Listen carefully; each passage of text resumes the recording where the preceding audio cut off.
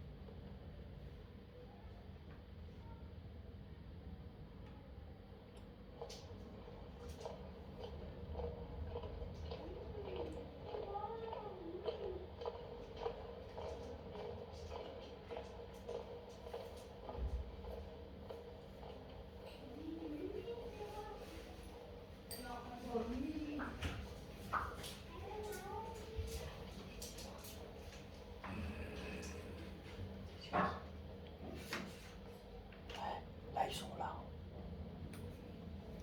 Foutage de gueule.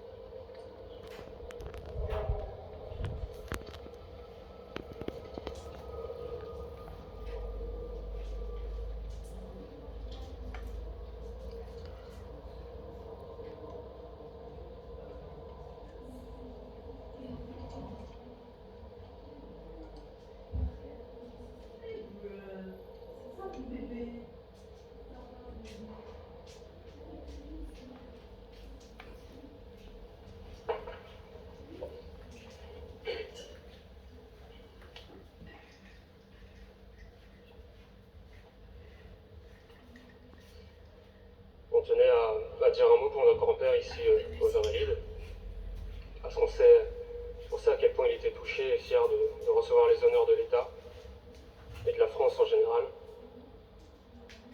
Là où il est, je suis sûr et certain qu'il sourit, comme toujours, et qu'il est pleinement heureux de cet hommage.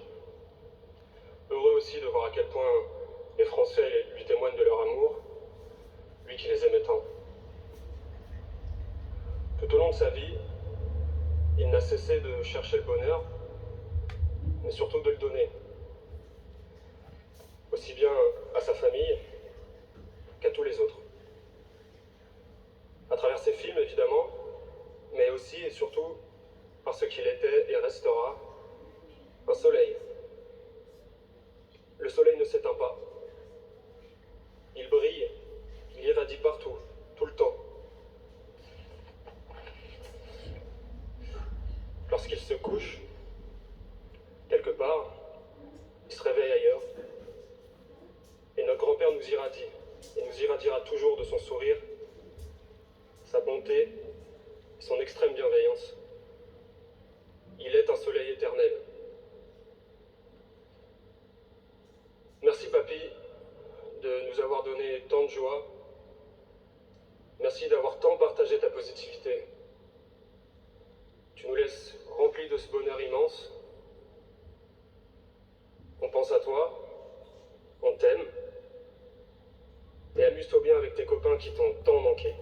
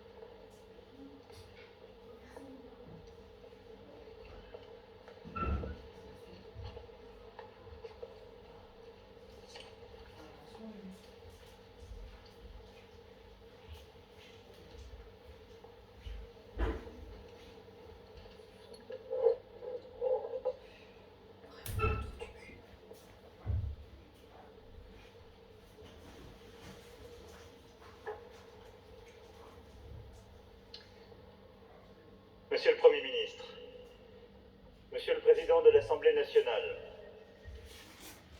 Monsieur le Président de la République, Monsieur le Premier ministre, Mesdames et Messieurs les ministres, Madame la maire de Paris, Mesdames et Messieurs les parlementaires, Mesdames et Messieurs les élus, chère famille Belmondo,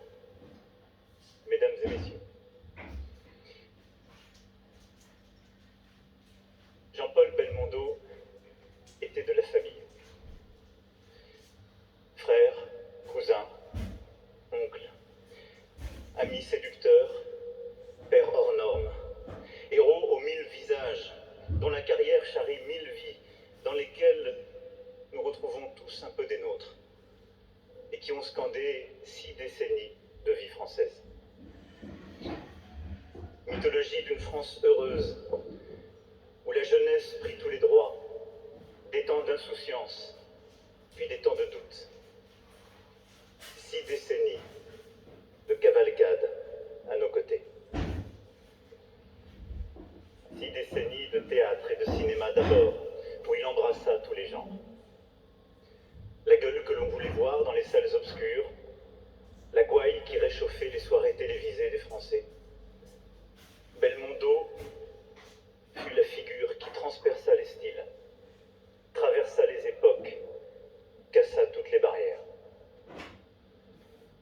D'abord icône de la nouvelle vague avec Jean-Luc Godard, puis François Truffaut, star inégalée du cinéma français et populaire avec Henri Verneuil, Gérard Houry, Philippe de Broca, Jean Becker, Georges Lautner, Louis Malle, Deray, Philippe Labro, Claude Lelouch et tant d'autres. Homme de planche avec Robert Hossein et Bernard Murat.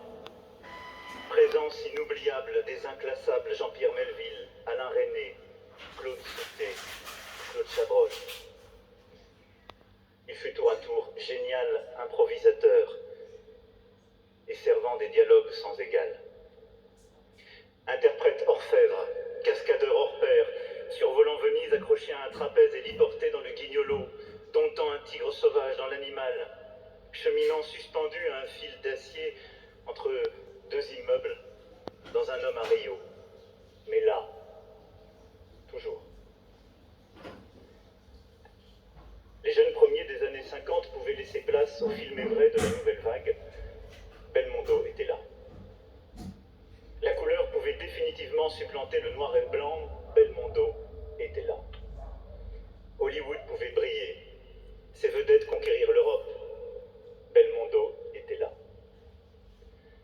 Avec sa bande du conservatoire, Annie Girardot, Michel Beaune, Guy Bedos, Bruno Kremer, Jean-Pierre Mariel, Jean-Pierre Mocky, Claude Rich, Jean Rochefort, Philippe Noiret, et bien sûr Françoise Fabian et Pierre Vernier aujourd'hui à nos côtés, il ne cessa de se renouveler, se réinventer, et ce faisant, de conquérir les générations successives.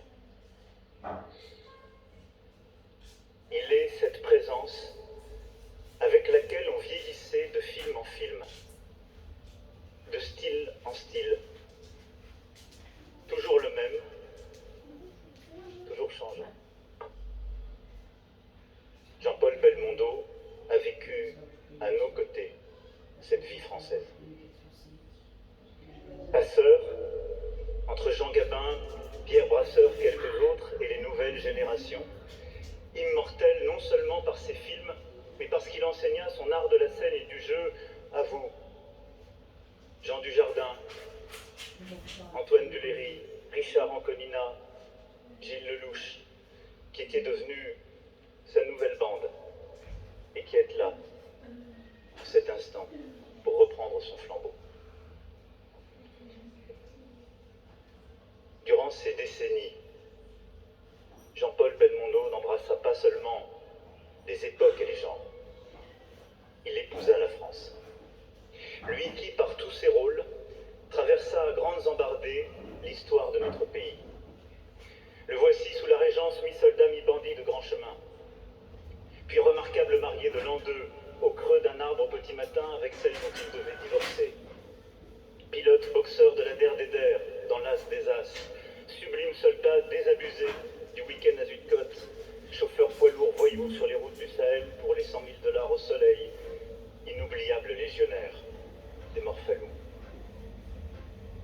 Belmondo fut le visage de tous les bouleversements de nos 30 glorieuses.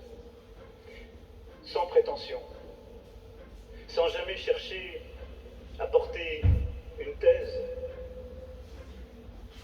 juste être là, incarné. Un jour prêtre assiégé par les interrogations métaphysiques dans Léon Morin, un autre, industriel et patron de presse héritier venu d'Amérique, critique acide de la société de consommation dans le corps de mon ennemi, espion superbe en mission au Mexique sous la légende bancale d'un écrivain perdu, flic, voyou, magnifique, toujours. Jean-Paul Belmondo habita la France. Tous ces lieux que sa démarche chaloupée, son sourire lumineux ne cesseront jamais de peupler. Nos Champs-Élysées, sur lesquels fut abattue la tendre crapule d'un bout de souffle. Ce château de Maintenon qui servit de décor à la fin de parcours du professionnel. Cette Riviera azuréenne qui résonne encore de l'élégance du mi-flic mi-voyou. Ces rues de Marseille, qui ne sont pas seulement celles de la Scoumoune, mais le théâtre dans lequel l'ombre de Bébel restera à jamais mêlée à celle d'Alain Delon, seul complice à sa mesure. Ce village de la côte fleurie, et tant d'autres, et les trains qu'il emprunta, et les gares qu'il arpenta, Nantes, Besançon, Lille, Lisieux, ces rues, ces places, ces paysages de France. Nous aimons Jean-Paul Belmondo parce qu'il nous ressemblait. Géant parmi les géants, il était surtout cet homme parmi les hommes que décrivit son voisin d'enfance, Jean-Paul Sartre. On l'admire, il nous fait rire. Belmondo, c'est un peu nous, en mieux. Un jour de tournage, Jean Gabin lui lança impromptu « Embrasse-moi mec, t'es mes 20 ans ». Oui, Jean-Paul Belmondo était nos 20 ans.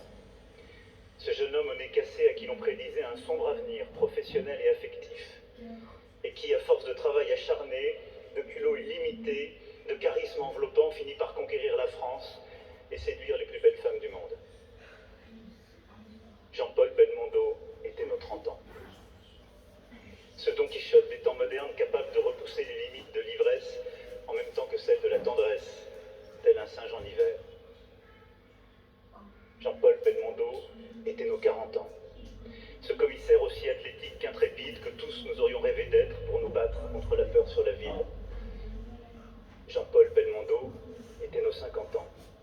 Cet entrepreneur à succès qui soudain choisit, dernière étape de l'itinéraire d'un enfant gâté, de larguer les amarres vers sa liberté et vers son destin.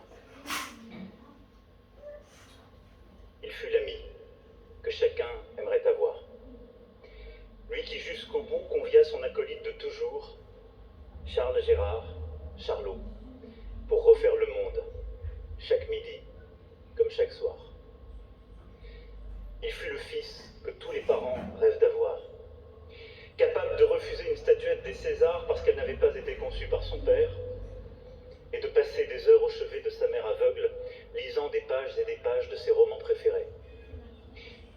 Il fut le père exemplaire qui, pour élever ses enfants, n'hésitait pas à refuser tout tournage, en juillet comme en août. Et le grand-père, que vous venez un instant, avec émotion de décrire. Belmondo, c'est la tendresse.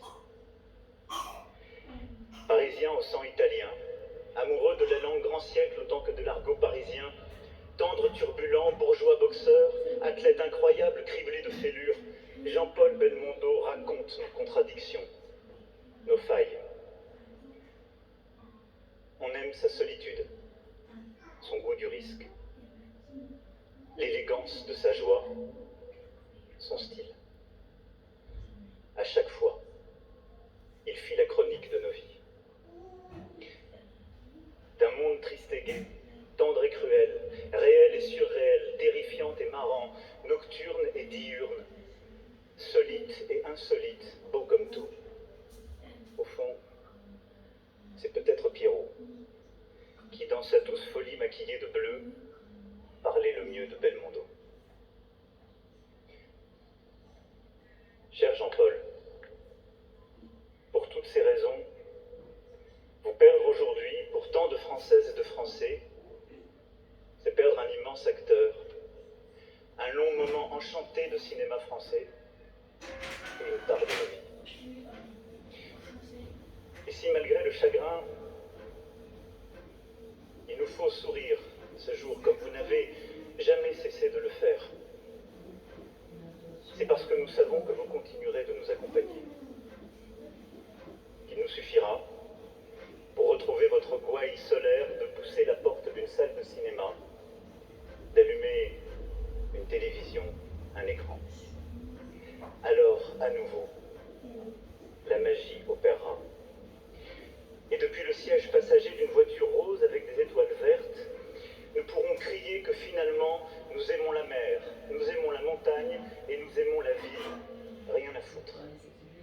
Sur la place du Trocadéro, nous vous suivrons dans une poursuite endiablée au volant d'un cabriolet. Et dans les rues pluvieuses d'une station balnéaire normande, nous nous livrerons aux joies d'une corrida nocturne, d'un feu d'artifice improvisé, et nous entonnerons quelques chants arrosés d'un doux parfum de Yang Tse-Kiang. Et au creux de notre oreille, on entendra peut-être murmurer ces vers écrits par Cyrano que tant de fois vous avez incarné et qui résonnent si fort en ce moment. Et puis mourir n'est rien, c'est achever de naître. Alors j'en suis sûr, votre visage s'illuminera de ce sourire inoubliable. Sans amertume, jamais. Sans plainte. Juste là.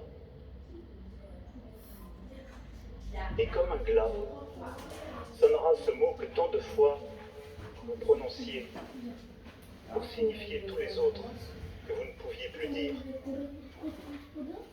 Voilà.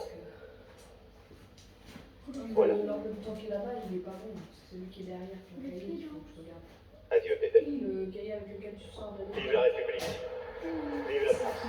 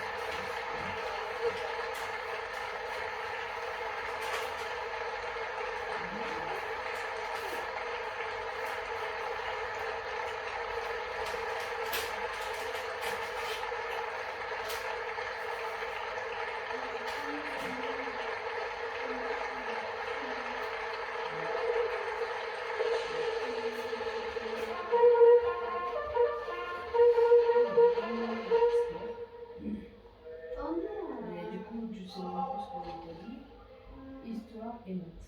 Maman, j'ai marqué. Maman, c'est marqué sur le livre, je crois. Mais non, là, il a plus marqué genre. C'est piscine, je sais pas quoi.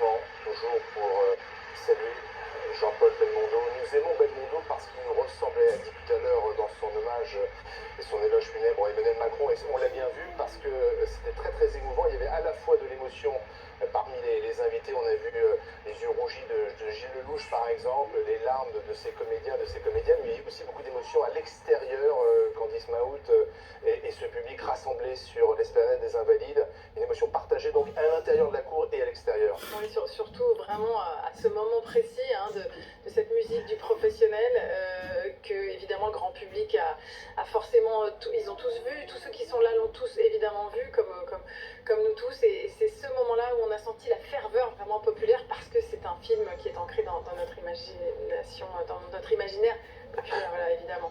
Albert Dupontel que l'on voit en discussion avec Patrick Bruel, juste au premier plan aussi Guillaume Canet, Michel Boujna. Jean-Paul Belmondo était de la famille La Gueule qui cassa toutes les barrières. Il a traversé l'histoire de notre pays avec ses rôles.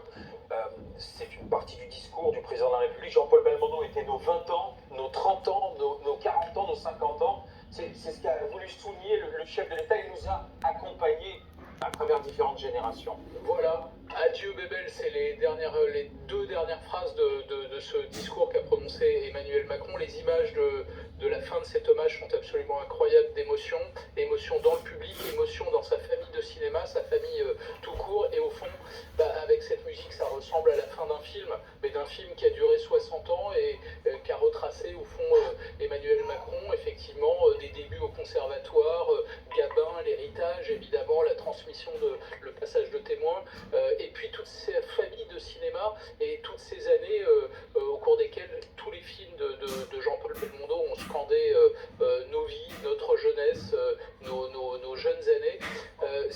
Elles sont incroyables ces images de fin, parce qu'avec cette musique d'Ennio Morricone, on a presque encore une fois l'impression d'assister à la fin d'un film.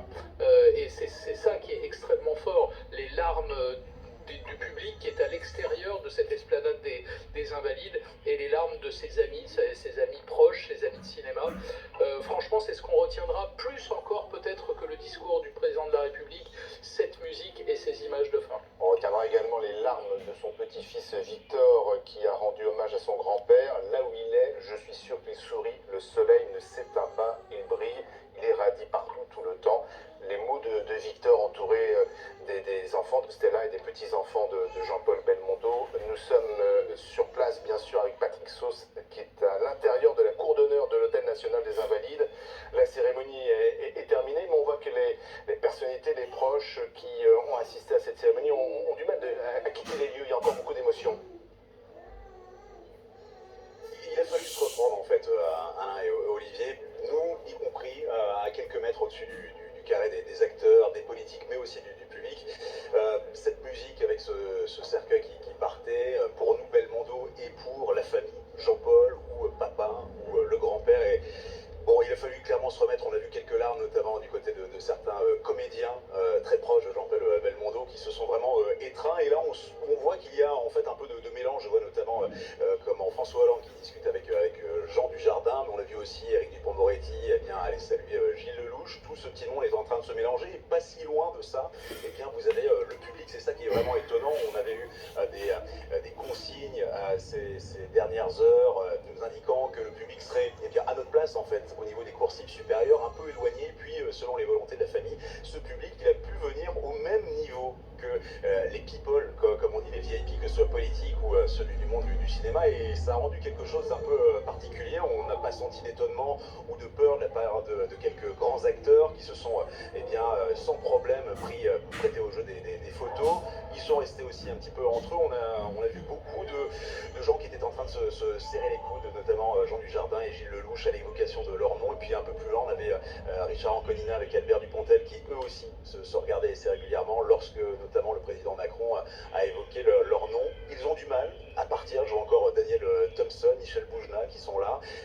Et surtout, ce qui est étonnant, c'est qu'on a vu des larmes et on les a vraiment senties lors de la cérémonie. Mais avant, comme en ce moment, il y a beaucoup de rires, beaucoup de sourires. On est sans doute en train de parler de Jean-Paul Belmondo. Et évidemment, la première réaction qui nous vient, c'est d'abord un sourire. Sauf Carrère, c'est vrai qu'on a rarement vu une cérémonie d'hommage national avec autant d'émotions, et notamment avec la sortie du cortège et la musique du professionnel. professionnel, elle n'était pas feinte, et notamment ces comédiens qui étaient très très émus, et certains d'ailleurs ont versé une larme. Ouais, mais c'est une émotion qui est mélangée avec de la bonne humeur, en fait. C'est ça, c'est parce que Jean-Paul Belmondo véhiculait, générait de la bonne humeur. On écoute voilà, le témoignage de Liane Folly sur Jean-Paul Belmondo. Il le mérite tellement. Et on était tous très émus, là, on s'est retrouvés tous ensemble, acteurs, chanteurs, enfin on se connaît hein, depuis des années tous ensemble, on travaille ensemble. Et c'est un exemple pour nous. C'était un père, un parrain, un frère, un ami, un confident. Voilà, il a joué beaucoup de rôles en fait. Mais moi j'ai beaucoup aimé l'intervention des petits-enfants, que j'aime beaucoup. Parce que ils ont dit le principal, c'était la joie de vivre, c'était le sourire, c'était... Et Jean-Paul, moi j'ai des excellents souvenirs avec lui, que je n'oublierai jamais. Et c'est ça, c'est le sourire, c'est la joie de vivre, c'est ce que aussi j'ai eu la chance d'avoir dans mon éducation. Donc on l'aime et il est éternel, non? Le président a aussi dit qu'en fait on l'aimait parce qu'il nous ressemblait, mais en mieux. Vous êtes d'accord avec ça? Mais oui, enfin, je veux dire que tous les Français, bien sûr, parce que moi je dis encore autre chose que Monsieur le Président, je dis on est tous les mêmes.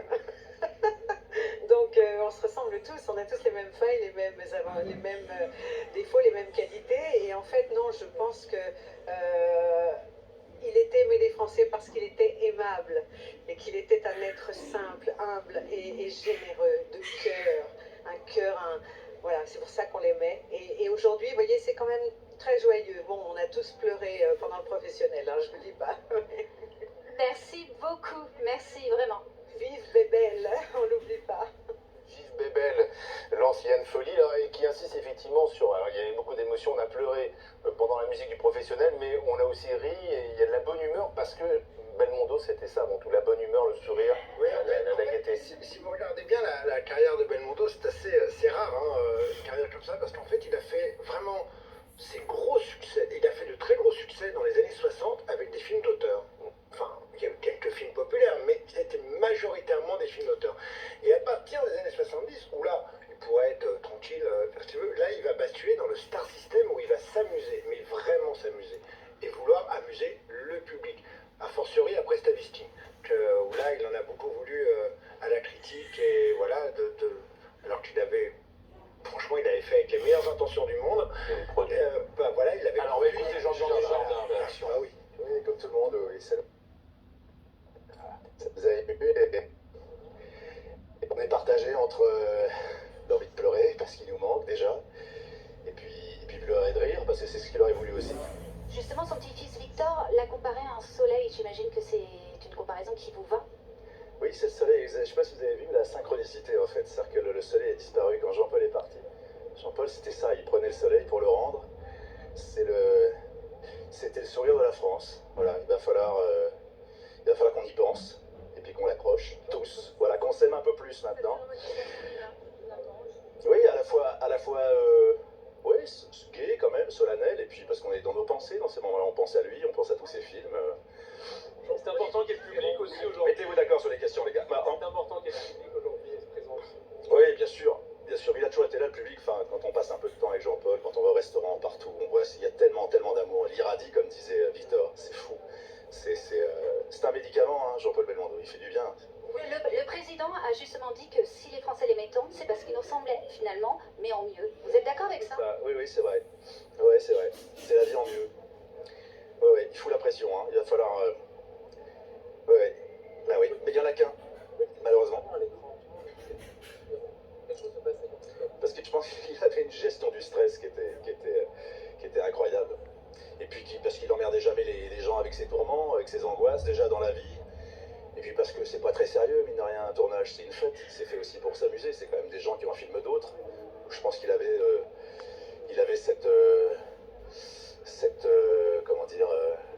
cette vision du métier qui est à la fois très simple. Il nous a toujours dit très simplement, amuse-toi, amusez-vous.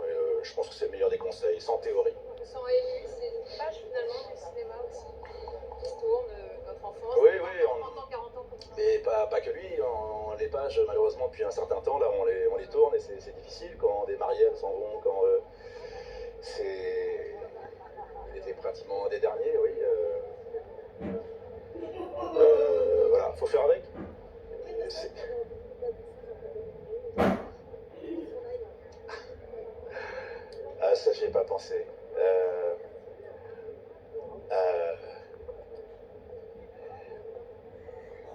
t'es pas là? Pourquoi t'es pas là? Je sais pas, je sais pas. Vous avez collaboré avec lui, il a changé votre vision du métier. Il m'a permis vraiment, je vous disais, de gérer les moments, les bons comme les mauvais d'ailleurs, ou les mauvais comme les bons. C'est-à-dire il m'a permis de relativiser, il m'a permis de calmer les ardeurs de tout le monde, d'écouter personne et puis d'avancer avec son envie. C'était très simple avec Jean-Paul. Merci beaucoup. Merci beaucoup. L'intervention de Jean Dujardin qui répondait aux questions après la cérémonie, on retiendra une phrase, Jean-Paul, c'était le sourire de la France, c'est ce qu'a dit Jean Dujardin. On lui trouve une filiation directe là aussi avec C'est quand même très intéressant de voir que tous les journalistes et les médias vont recueillir la réaction de Jean Dujardin à la fin de cet hommage. Pourquoi? Parce que il est quand même clairement aujourd'hui celui l'héritier, on va dire, pour reprendre un titre cher à l'agro. C'est-à-dire c'est Dujardin qui a voulu vraiment s'assumer comme l'héritier de Belmondo, surtout quand il fait OSS 117, Bien sûr. où là les références elles sont claires et nettes. L'homme de Rio. Et je me souviens très bien du jour où il y a eu la projection, Dujardin m'avait dit je flippe parce que là, dans 1 heure, il y a Jean-Paul qui est seul dans la salle de production de chez Gaumont et qui va voir OSS 117 à Rio. Pas le premier, à Rio, où là il y a effectivement la scène hommage au Magnifique.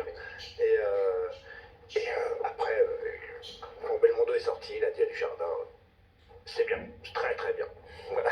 Le public il a adoré, il l'a adoubé. Ouais, le public a applaudi de longues minutes à la fin de la cérémonie, justement à l'extérieur des Invalides. Nous retrouvons Damien Gourlet pour BFM TV.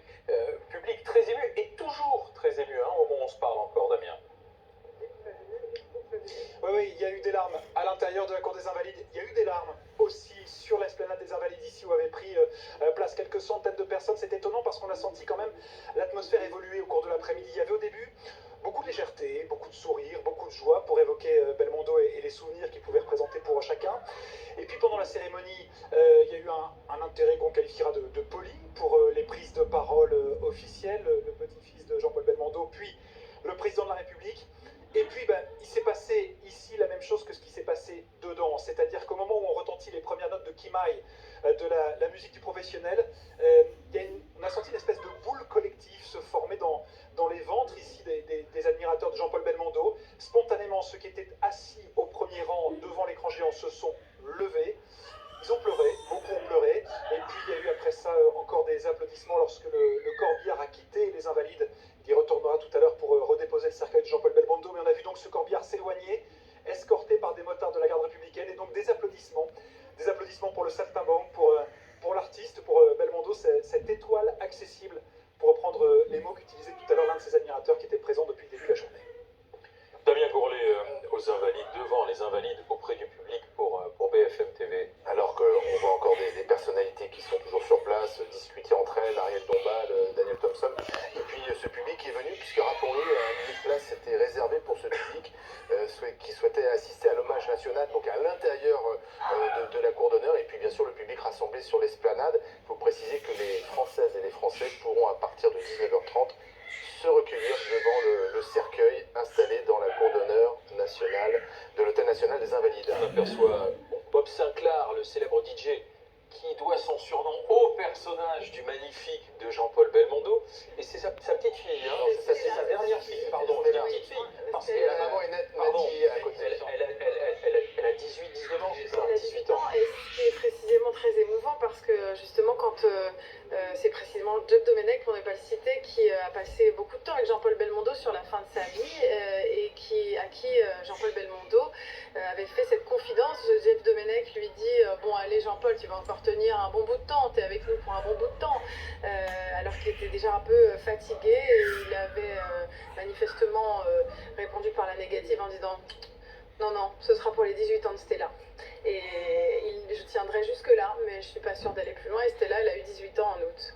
Guillaume Canet, qui a assisté à la cérémonie avec sa compagne Marion Cotillard, Et avec Jean Dujardin et Rachid Ferrache, qui est le petit garçon de l'As des As, qu'on voit avec le crâne rasé.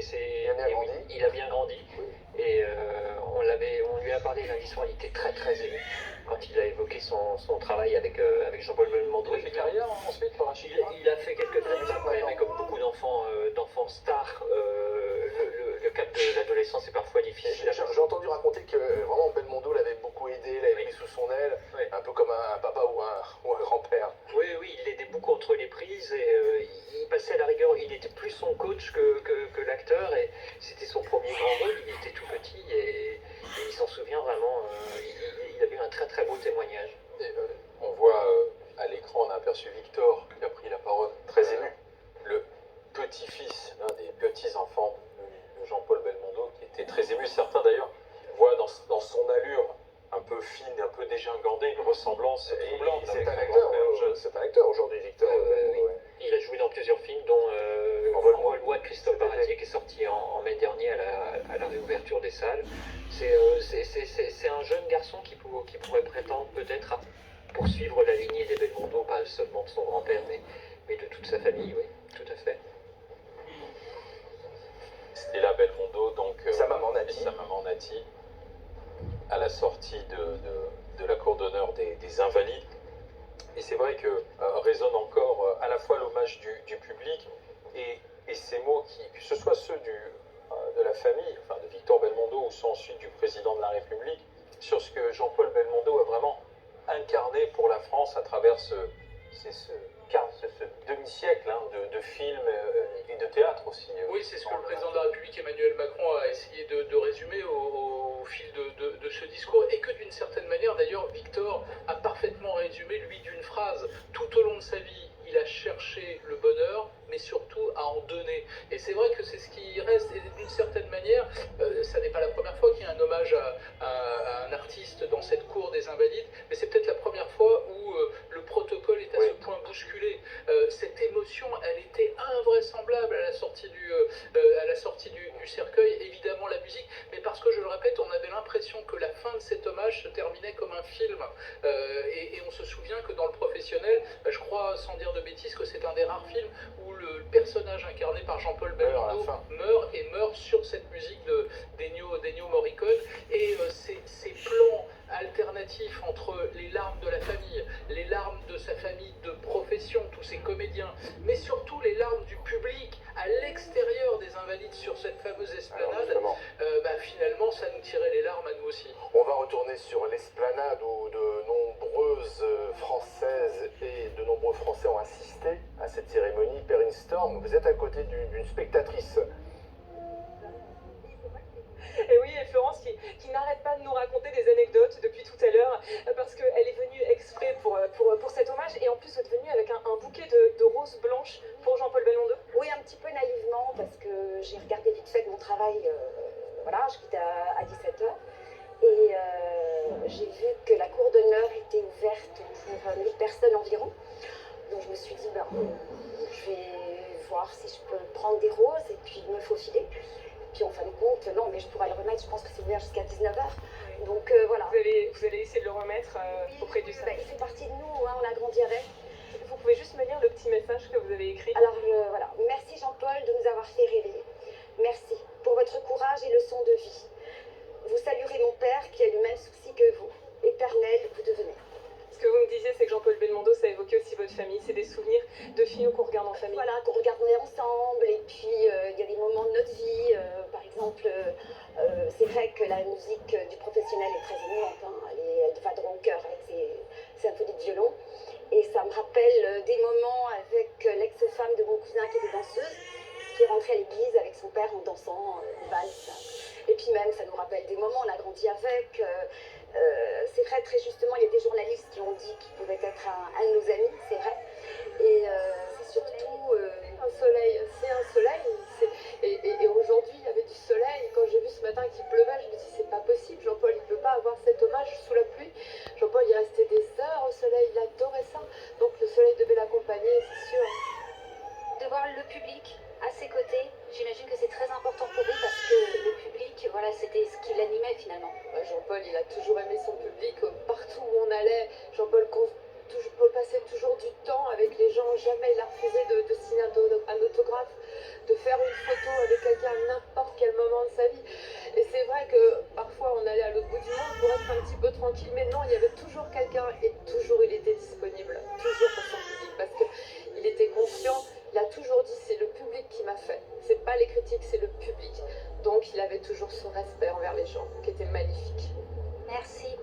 Nati, merci. Nati Tardivel, qui était l'une des compagnes, des femmes de Jean-Paul Belmondo, la mère de Stella, qu'on a vue notamment derrière Victor, le petit-fils, lorsque celui-ci a rendu hommage à son grand-père, et Nati Tardivel qui parle de l'amour du soleil. Jean-Paul Belmondo, c'est vrai qu'il était toujours bronzé, il aimait le soleil. Oui, oui, puis dans... Ça faisait partie aussi du personnage, voilà. Parce qu'il avait dégagé quelque chose de Léon Morin prêtre, où il était quand même déjà en noir et blanc et en... Guillaume Canet. On va écouter Guillaume Canet. Il a fait une surprise, il a fait une petite blague.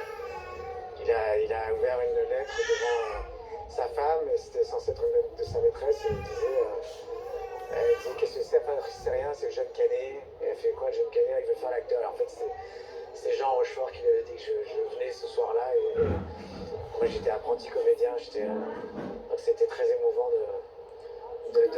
enfin, c'était très surprenant pour moi de voir mon idole me citer comme ça sur scène. Enfin voilà, c'est très marrant. Est-ce que quand vous dites que vous vouliez lui ressembler en tant que comédien, qu'est-ce que ça voulait dire en fait? C'était son charisme? Non, on avait tous envie de lui ressembler quand on était plus jeune, parce que c'était, oui, son charisme, parce que c'était ses personnages.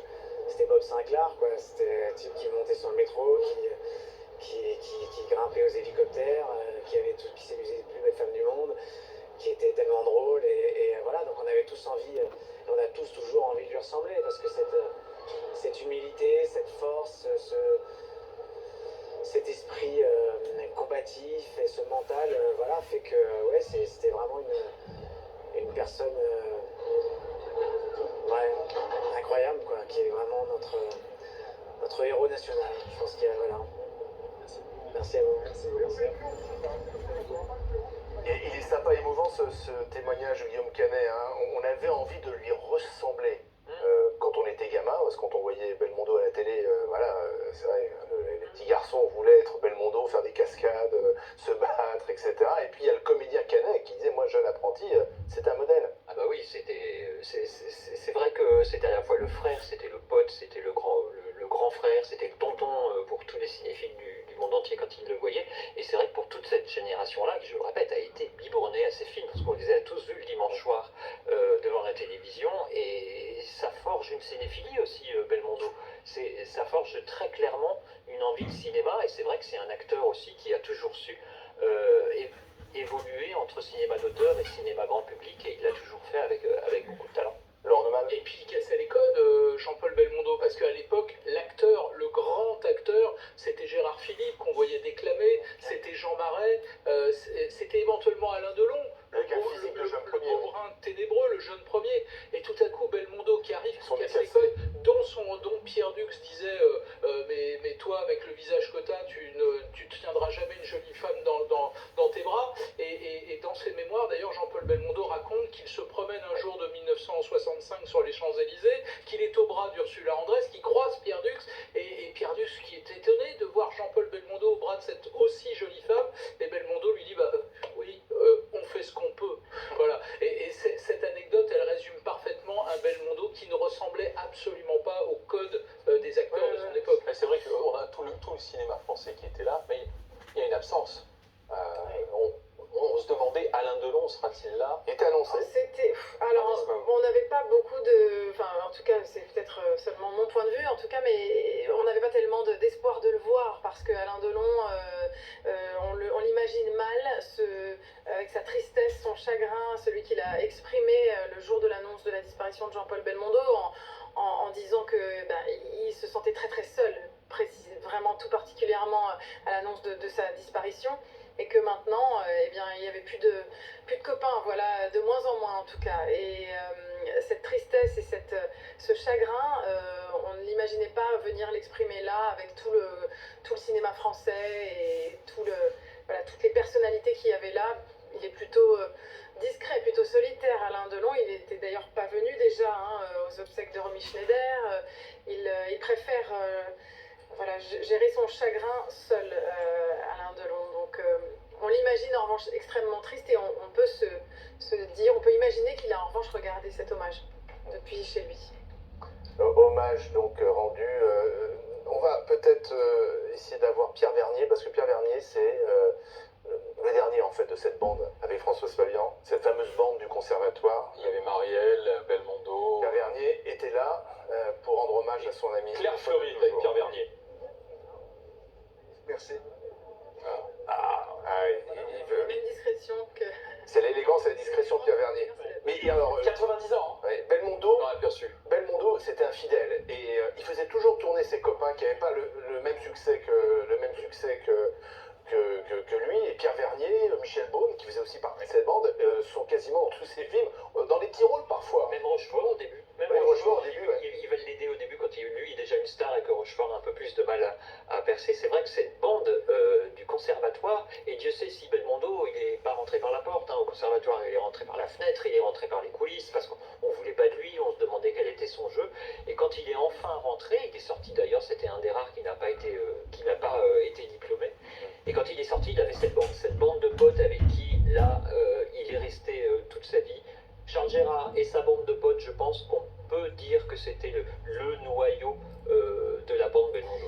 Mais d'ailleurs, ce qui l'intéressait avant tout, c'est bien sûr faire du cinéma, faire des films, il adorait ça, mais c'était surtout pour être avec les copains. Oui. Faire des films, c'était bien, mais avec les copains, c'était encore mieux. Et s'il leur donnait des rôles, c'était sans doute. Passer le bon moment, C'était pas uniquement, voilà, c'était évidemment pour eux, mais aussi pour lui et pour bien Oui, c'était la bande, je crois qu'ils vivaient tous à peu près au même endroit, dans le 14e arrondissement. De ce côté-là, c'était la bande des sorties, des bringues, des soirées, De la bamboche. Oui, là, on dirait un illustre personnage de notre République. L'une des images, ou l'image que l'on retiendra, si vous arrivez maintenant devant BFM TV, vous voulez savoir tout sur l'hommage à Belmondo, c'est les paroles prononcées par le président de la République, bien sûr, Jean-Paul Belmondo, qui était de la famille, la gueule qui cassa toutes les barrières, qui a traversé l'histoire de notre pays avec ses rôles. Et Jean-Paul Belmondo, c'est sur la musique d'un de ses films qu'il est sorti justement, Le Professionnel.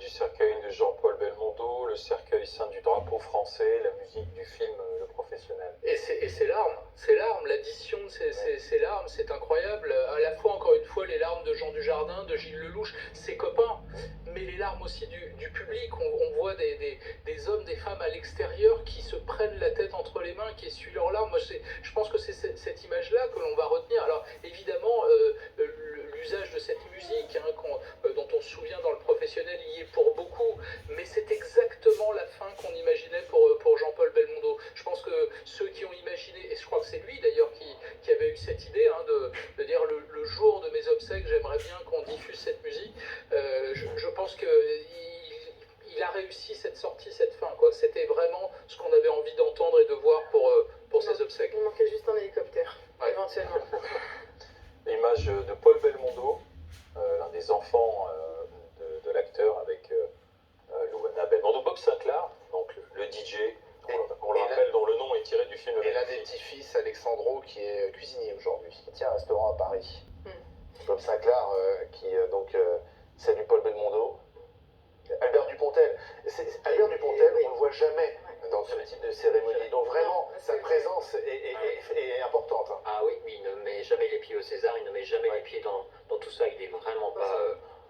il n'a pas envie de cette cour. Donc là, il fait pas semblant, s'il est là, c'est il vraiment... fait pas semblant, c'est vraiment qu'il adore Belmondo aussi, il l'a dit souvent.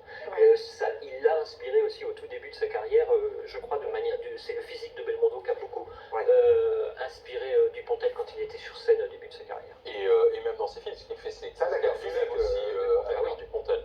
Il s'entretient physiquement et puis il se tient loin, comme on le disait, de tout ce qui est exposition médiatique, tout ce qui est polémique et autres.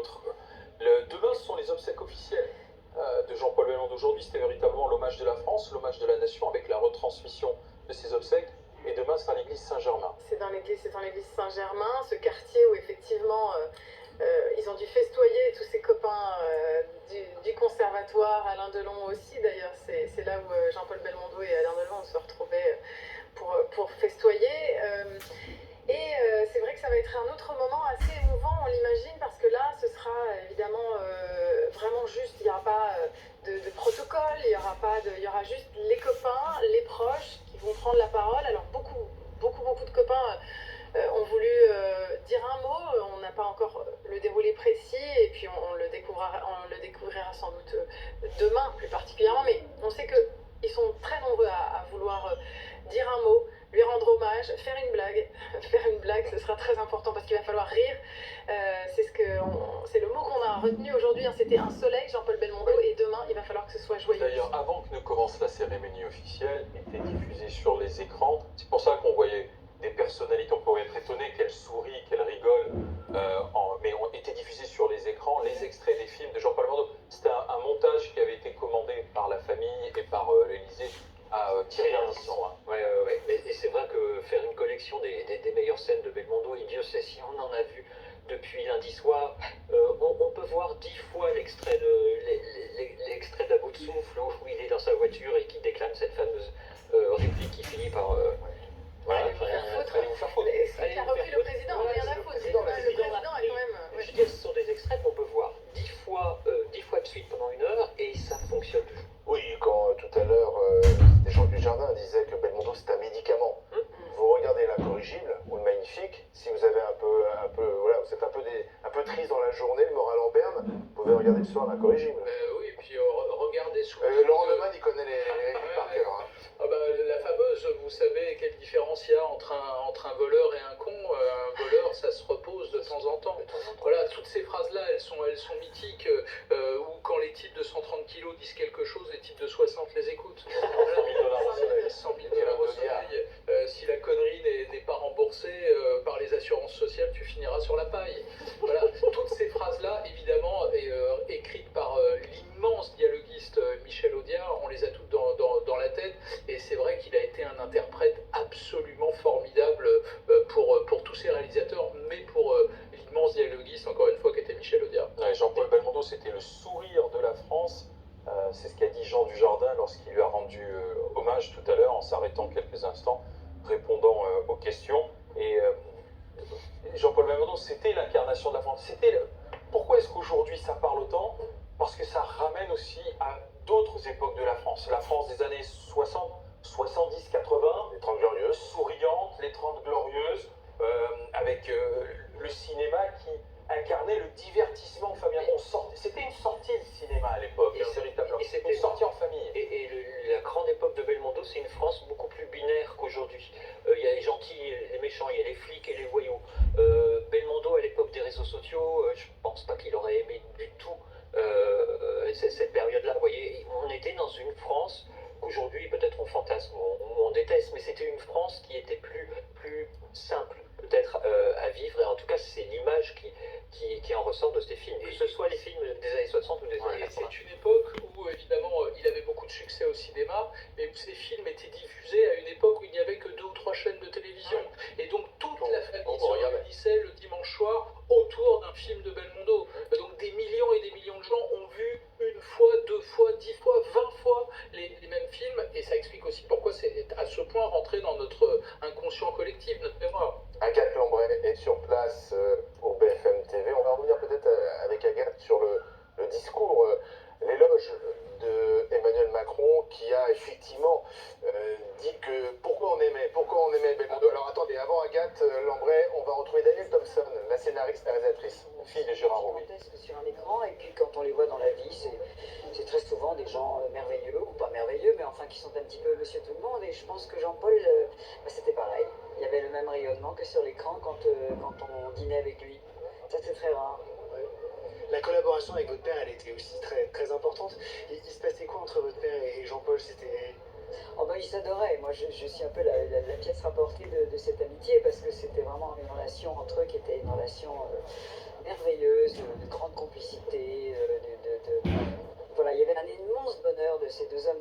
ensemble, de se voir, de partager des choses simples de la vie, mais il y avait c'était pas le copinage en groupe, c'était pas la bande, c'était vraiment une amitié à deux, très très particulière, très précieuse pour l'un et pour l'autre, et j'assistais à ça, j'étais témoin de ça un petit peu sur le côté, et j'étais très enchantée par ce rapport. C'est Jean-Paul qui a lu le discours de mon père quand mon père est entré à l'Académie française, et mon père avait perdu la vue, c'était aussi encore une tragédie, et quand il ne pouvait pas lire son discours, c'est Jean-Paul qui l'a lu à sa place. C'était un moment très très émouvant. Voilà, des moments un petit peu comme, voilà, dans ces lieux comme un peu mythiques, l'Académie française, les Invalides, des lieux qui sont très très symboliques voilà, de la République. Des lieux symboliques et qui prouvent aussi que c'était des hommes immenses, parce qu'on s'en rend compte aujourd'hui, on s'en est rendu compte tout au long de sa carrière, mais c'était un homme qui était immense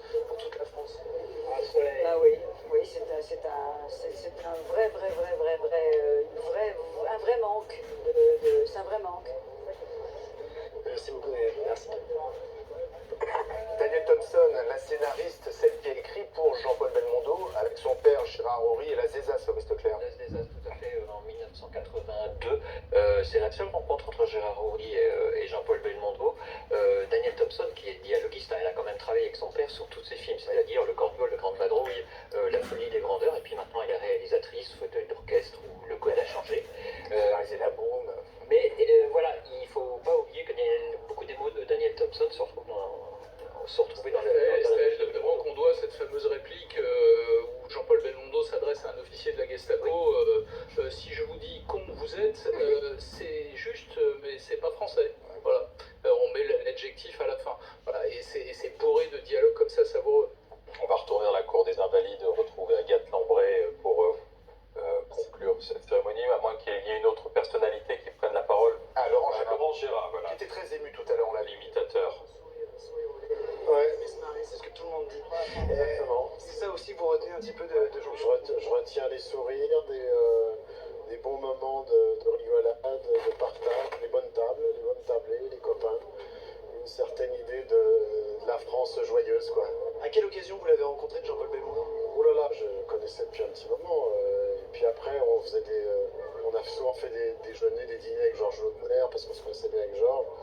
Et puis à chaque fois, c'était... il plaisantait beaucoup, Jean-Paul, hein. C'était quelqu'un de très joyeux. Alors que vous, pas du tout. En face, ça devait pas du tout. Non, c'était triste. C'était triste, nos retrouvailles. Non, mais c'est ça, il y avait un côté, vous arrêtiez pas. On imagine en tout cas des repas avec Jean-Paul et des moments passés avec lui. Mais un privilège surtout. C'était un privilège de le connaître. Voilà, on vient de perdre quelqu'un que tout le monde aurait aimé rencontrer. Donc quand on a le privilège de l'avoir rencontré, d'avoir partagé des déjeuners, des dîners avec lui, des moments de rigolade, c'était incroyable. Il y a un film, vous, qui vous reste en tête un petit peu de Jean-Paul Belmondo? Tous. De À bout de souffle jusqu'à E.T. dans l'enfant gâté. Non, il n'y a pas... J'ai revu À bout de souffle l'autre jour, c'est une merveille. Et puis après, on revoit le professionnel. On a tous envie de les revoir, là. C'est ça. Et puis, vous savez, il a cette capacité, c'est chaque fois qu'on voit un film, on dirait on l'a déjà vu, mais on le revoit. Oh, pardon. Oh, bah, désolé. Bah, j'ai cassé un truc. C'est pas grave. Ah, rédacteur, vous êtes mal barré. Merci beaucoup, Laurent. Merci. Non, merci. Je peux dire bonjour à Yves Calvi. Je pense qu'il va. Merci, vous êtes super sympa. On transmettra le salut de Laurent Gérard à l'ami Yves Calvi que vous retrouverez à partir de 18h50. Ouais, Laurent Gérard qui répondait aux questions d'Edouard Bonamour pour BFM TV. Est-ce que Agathe Lambray est toujours là ou pas alors? Dans la cour des Invalides, pour qu'on revienne sur cette cérémonie. Allez-y, Agathe. Une cérémonie très émouvante. Alain, je peux vous dire que quand le cercueil de Jean-Paul Belmondo a quitté cette cour d'honneur des Invalides sur la musique du film Le Professionnel, on en avait la chair de poule. Une cérémonie marquée bien sûr par l'éloge funèbre du chef de l'État, Emmanuel Macron, qui a su trouver les mots pour parler de Jean-Paul Belmondo, ce Don Quichotte des temps modernes, ce héros aux 1000 visages qui épousa la France, ce géant parmi les géants qui était un homme parmi les hommes, a souligné le chef de l'État. Emmanuel Macron qui s'est adressé directement à l'artiste. Malgré le chagrin, il nous faut sourire comme vous n'avez jamais cessé de le faire, a-t-il dit. Le chef de l'État qui a également cité Cyrano de Bergerac, que Jean-Paul Belmondo avait joué au théâtre. Mourir, ce n'est rien. L'important, mourir, ce n'est rien, c'est achever de naître, a souligné avec insolence Emmanuel Macron. Emmanuel Macron qui s'est beaucoup investi dans ce discours. Il l'a écrit avec sa plume à chaque fois. Il réécrit, il s'approprie les mots. Il aime d'une manière générale les hommages nationaux. Le président, c'est déjà son 10e, même un peu plus de son 10e depuis le début de son mandat. Ces hommages qui lui permettent de mettre en avant des figures héroïques, des figures que le chef de l'État veut ériger en modèle pour les jeunes générations. Emmanuel Macron, pour qui ces cérémonies extrêmement solennelles, extrêmement médiatisées aussi, sont l'occasion de mettre en avant sa stature présidentielle et son image de père de la nation. Agathe Lambré dans la Cour d'honneur des Invalides, on va justement écouter un extrait de ce qu'a dit le chef de l'État aujourd'hui en rendant hommage à Jean-Paul Belmondo.